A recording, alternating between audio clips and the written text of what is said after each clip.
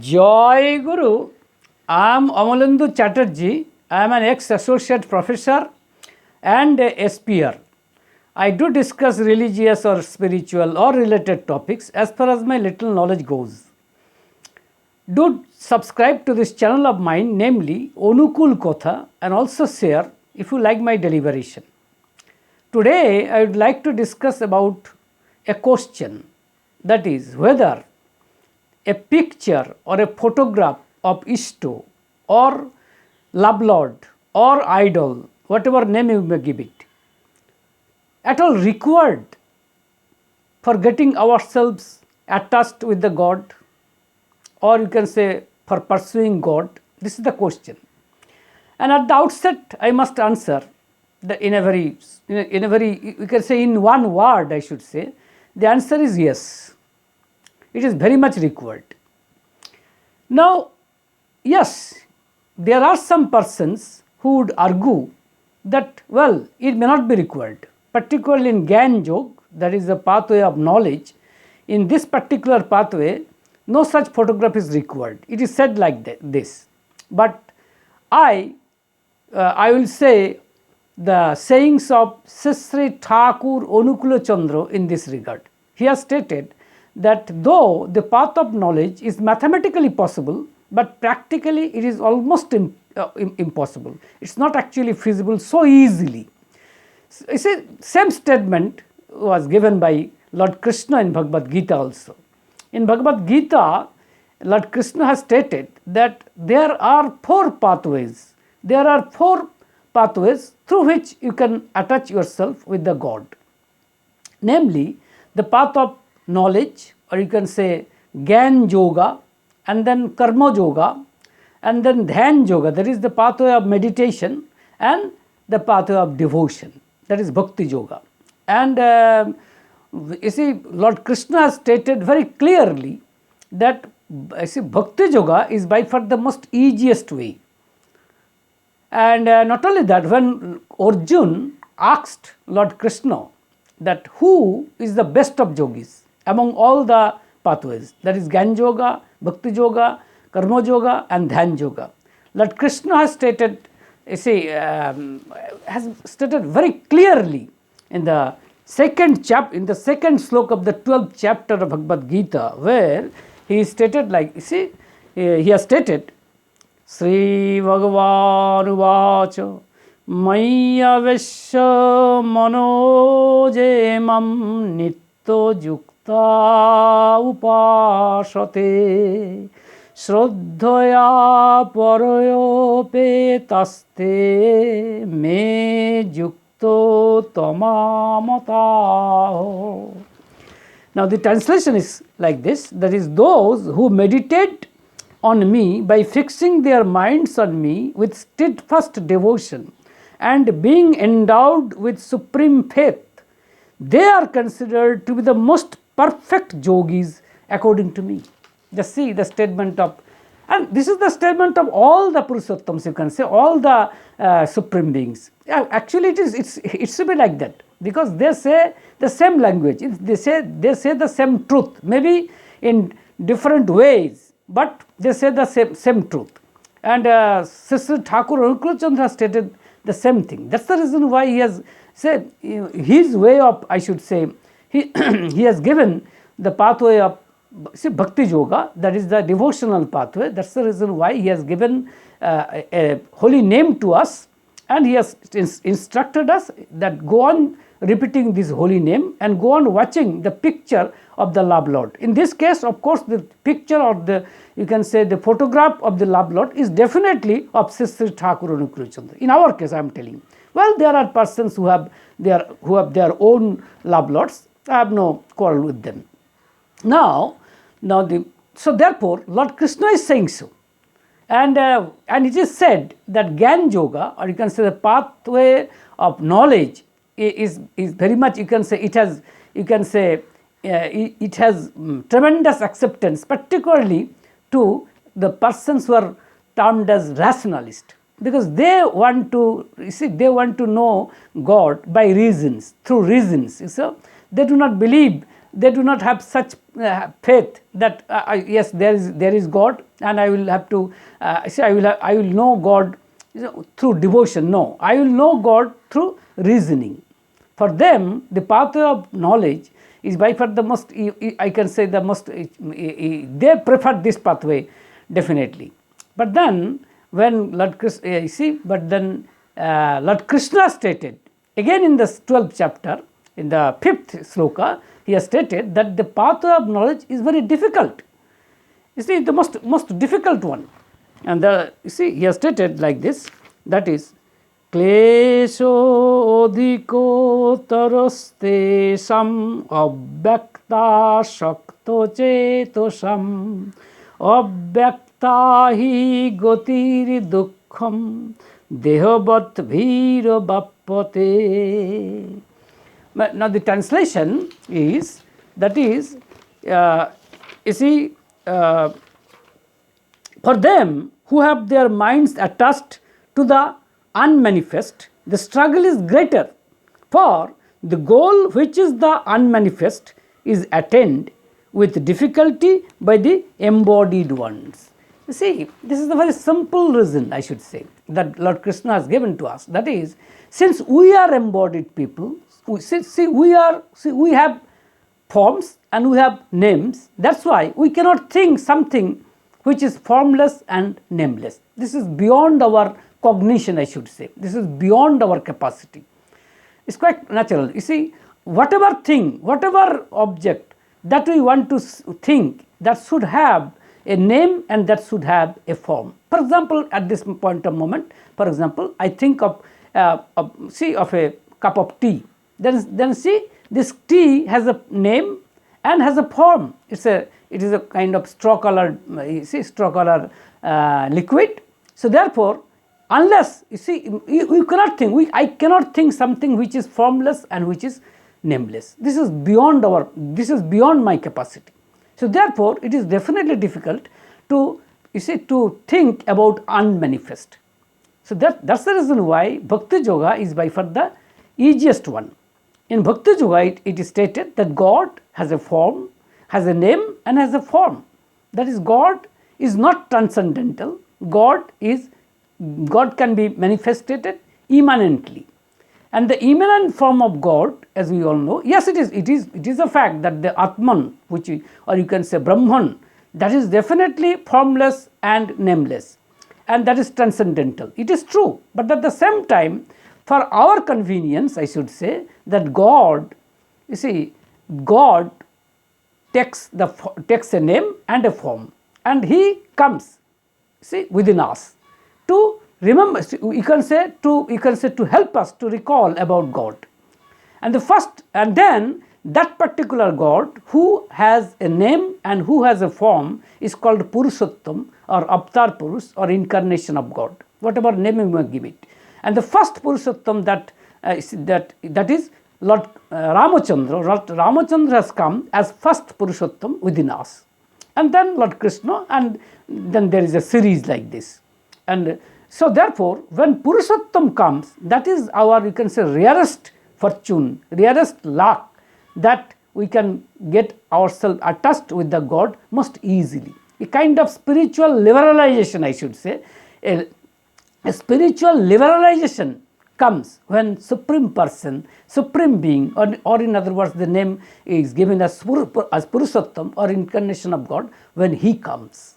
So therefore, this is the matter. Now, one day, one Sarodha, there is Sarod Haldar, he was a professor, he was talking about the holy name. And I must say one thing, in Bhakti Yoga, what is the process? In Bhakti Yoga, Supreme Being, or you can say Purushottam, gives a particular holy name. And you must remember that holy name, the Supreme Being or the Supreme Person is the named. That is, He is the embodiment, He is the very embodiment of the holy name. We must remember this.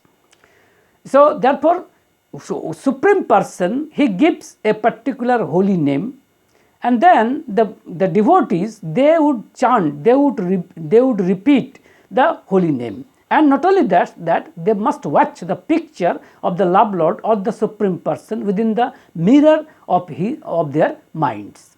this is the, therefore, taking initiation from a supreme person or a Purushottam is the main component of Bhakti Yoga. That is the pathway of devotion. Taking initiation from a Sadguru. Sadguru, definitely Purushottam is the only Sadguru. You see, no one can be Sadguru other than Purushottam. When Purushottam comes, he is the Acharya, he is the Sadguru, and he is the Purushottam.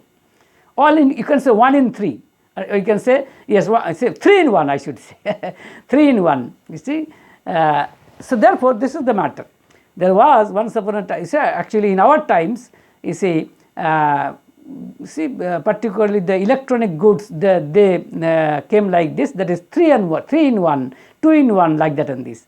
And they were, you see, they got, I should say, they got tremendous demands in the market. Anyway, so same is the case. When Purushottam comes, then he is 3 in 1. So therefore, he gives a holy name. Now, it is our duty to go on repeating the holy name, and it is our duty to watch the picture or photograph of the Supreme Person that who has given the name. Now, again, as far as the Gyan Yoga is concerned, the pathway of knowledge is concerned, not that it is not a pathway. Yes, it is a pathway. It is definitely a pathway, Lord Krishna has stated. But then it is not very easy, as I have already stated, it is not very easy to comprehend about the God. If we think that God is nameless and formless. But then, Sister Thakur Anukul Chandra has given a very sweet example. He has stated that, you see, well, yes, God has a name and a form, but definitely God is beyond that. That is, God is nameless and formless as well.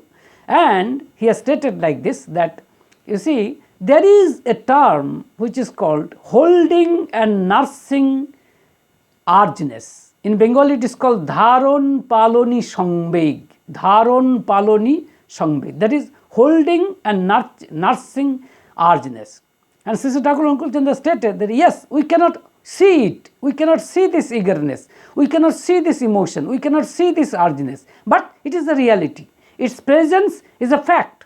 And he has given a very nice example. He has stated that, for example, in a very tiny seed of a banyan tree, for example, its seed is very tiny, but within that seed, there is a holding and nurturing, or you can say nursing urgeness. And that urgeness, that emotion takes the form through eagerness or through action. And that's the reason why so big a tree takes this reality from a very tiny seed. So therefore, he has stated that this urgeness, this emotion, it has got no name and form. It is, it is transcendental. But not that we cannot comprehend that. We cannot comprehend, or you can say we cannot, we can deny it. No, we do not deny it. Sister Thakur Anukul Chandra stated, yes, it is a fact that pathway of knowledge is definitely a path, but it is definitely difficult. And it is always easier, I should say, Sister Thakur Anukul Chandra stated, that if you take the pathway of devotion. And then in this connection, I may recall one statement of Lord Ramakrishna also, when Mahendragupta, his scribe, when he came, and then when one day, Lord Ramakrishna asked him that, what do you think? What is your idea about God? Whether he is immanent or transcendental? That is, whether he has name and a form, or he is nameless and formless. Mahendragupta, being a rationalist, I should say, and then he answered that, well, I love the transcendental form of God. That is formless form of God, nameless and formless form of God. Lord Ramakrishna Dev answered, or you can say commented, well, it is good, but don't think that he cannot take the immanent form. That he has no name and form, you don't think like this. Well, your idea is true, but the other's idea, whether that God has a name and has a form, is also equally true. That's why he is telling that God is not only, yes, God is transcendental, God is immanent, and he is beyond this form of immanent, you can see, he is beyond immanent form and transcendental form. So that means whatever, this is the matter.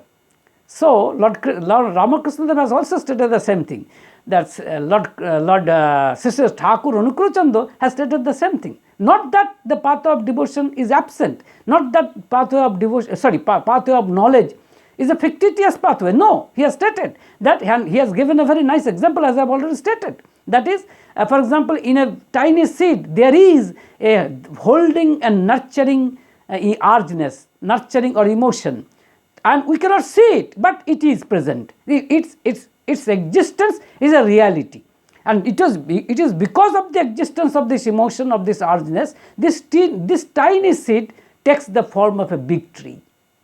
So now, when one Sharad Haldar, he was a professor, as I have already stated, that he asked Sri Thakur, actually he didn't ask, actually he was talking about the holy name and the supreme being. And then hearing the discussion of, or you can say hearing the statement of Saradda, Sri Thakur Anukul Chandra had commented that, see, holy name gets meaningful, I should say, gets meaningful in named. That is, the by named I refer, you please remember this thing, that is, by named I mean, that is the embodiment, you see, the very embodiment of the holy name, the very embodiment of the holy name, the very epitome of the holy name. That is, you see, that is the named. That is why Sri Thakur Anukul Chandra stated that holy name gets meaningful in named. And he has stated that holy name is not only a word, it is not a word only. You see, it is the very name and form of the named. That's the reason why holy name should be, you see, holy name gets meaningful only when we think, or when we, we can say ponder, when we recall, when we recollect the name and form of the named.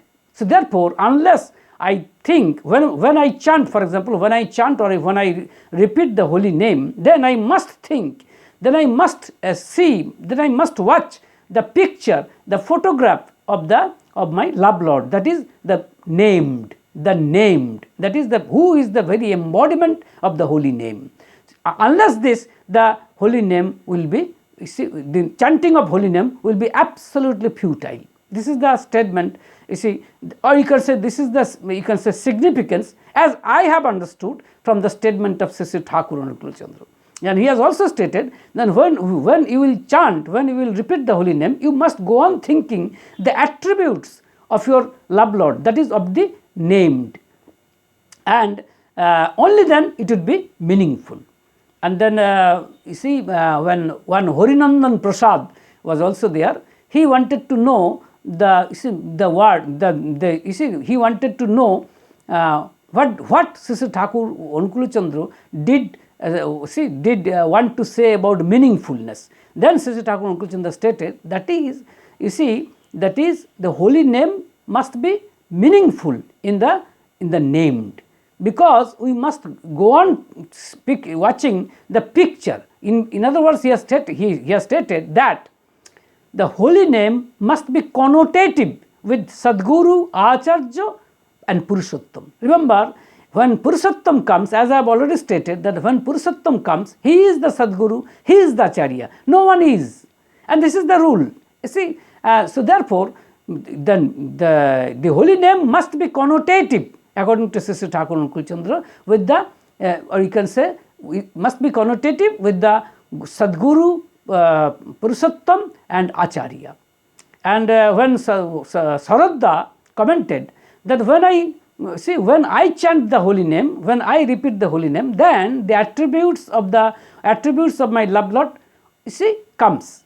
Sri Thakur Anukul Chandra stated, yes, it should come. It should come automatically. Whenever you chant, whenever you repeat the holy name, then the attributes of the named, you see, that is attribute of the Purushottam, or you can say the latest Purushottam, must come, and it will come. See, if it doesn't come, then that means that your chanting is not fruitful.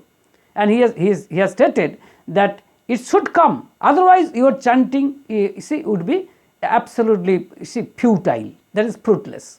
So this is the matter. And then you see, and it is very easily comprehensible also. For example, I'm talking about the audience who are listening my my deliberation. I would like to request you, just for example, if you are a woman, for example, when you call your son or your daughter, you may have, your son, your son or a daughter has a name, and when you, for example, he or she is not present within your room, maybe he or she is present at the vicinity of your room, and you are calling, for example, you are calling his name. Then when you are calling his or her name, definitely, for example, you are calling his name or her name as, for example, Krishna, or it's a Lakshmi. Lakshmi is the name. It is equally applicable for male and female. So therefore, let's say you are calling the name of Lakshmi, and you see, when you are calling Lakshmi, then definitely the picture, or you can say the photograph of your daughter or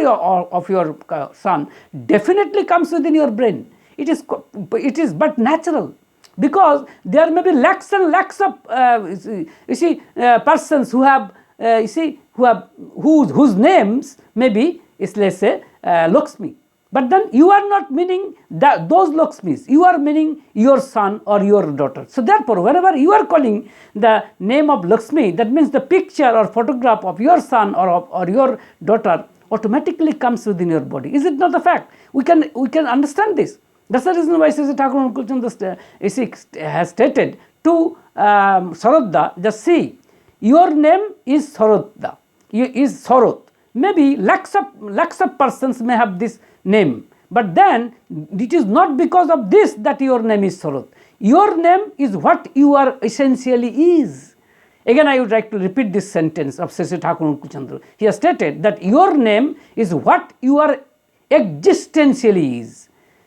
You see, your name is what you are existentially is. For example, we say that our name of our love Lord is definitely Sri Thakur Anukul Chandra. But who is Sri Thakur Anukul Chandra? He is present, or you can say his very existence. You see, his very existence is you can say is found, is present within his holy name that he has given. He has given a holy name, four-lettered holy name. Within that holy name, he is present. In other words, he is existentially the very name of the holy name. In other words, he is the embodiment of the very existence of the holy name. So this is the matter. That's why Sri Thakur Anukul Chandra stated that Sarodda, your name is what you are existentially is. So this is the matter. So in Bhakti Yoga, or you can say the pathway of devotion, see these two things. In other words, these two aspects should be, I should say, we must remember these two aspects simultaneously. That is, we must go on chanting the holy name, and we must go on watching the picture of the love Lord, that is the named, and we must go on thinking about the attributes of my love Lord. Then I should say, our endeavor to get ourselves attached with the God would be fruitful. This is more or less the essence of the whole discussion. So, in conclusion, I would like to say that it is always better to take the pathway of devotion, because it is not my own advice. It's not at all. Lord Krishna has stated the same thing. Lord Sri Thakur Anukul Chandra has stated the same thing. That is, the pathway of devotion is by far the most easiest way. And secondly, that is taking initiation from a Sadguru is the main component of Bhakti Yoga.